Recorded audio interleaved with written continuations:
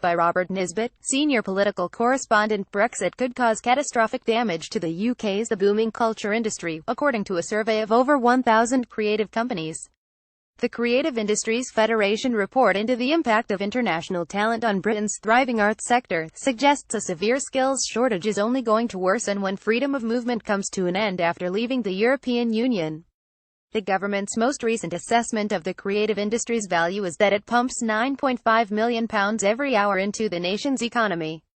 But the CIF says the sector, which includes film, music, TV, fashion and architecture, relies on a highly mobile and international talent pool, often hired at short notice. Analysis in the Global Talent Report suggests 75% of all the UK's creative companies employ people from across the EU. Jellyfish Pictures, which created some of the jaw-dropping effects in Star Wars Rogue One, employs 200 people, a third of whom are non-EU nationals.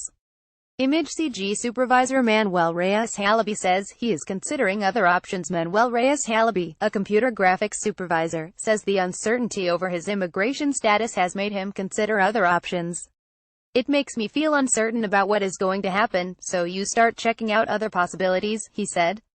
"There are all the other places in the world you can work, and there's a lot of work going on, so you always tend to have more cards up your sleeve."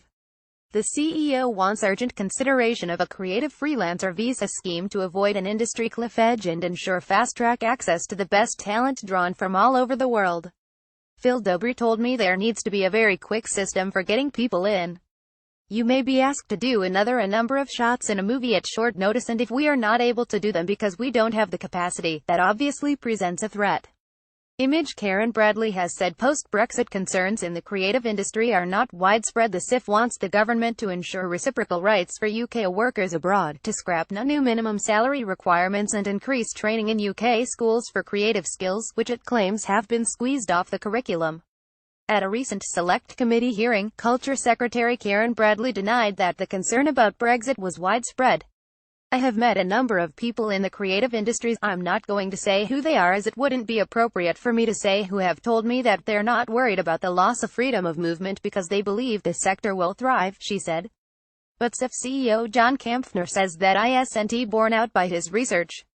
Image There are calls for a creative freelance visa scheme to prevent a talent drain in the UK. He told Sky News, "We have more than 1,000 companies, organizations, entire creative industries. We've spoken to so many of them and overwhelmingly people are incredibly nervous about any restrictions or any strong restrictions on freedom of movement." In response to the report's findings, a government spokesperson said the UK's creative industries are world-leading and it is crucial we work with this sector to ensure we can capitalize on the opportunities presented by Brexit.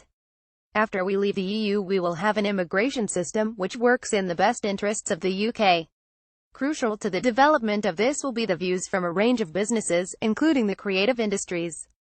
We will be setting out initial proposals later in the year, but we have already been clear that we are seeking an implementation period after we leave the EU to avoid a cliff edge for businesses."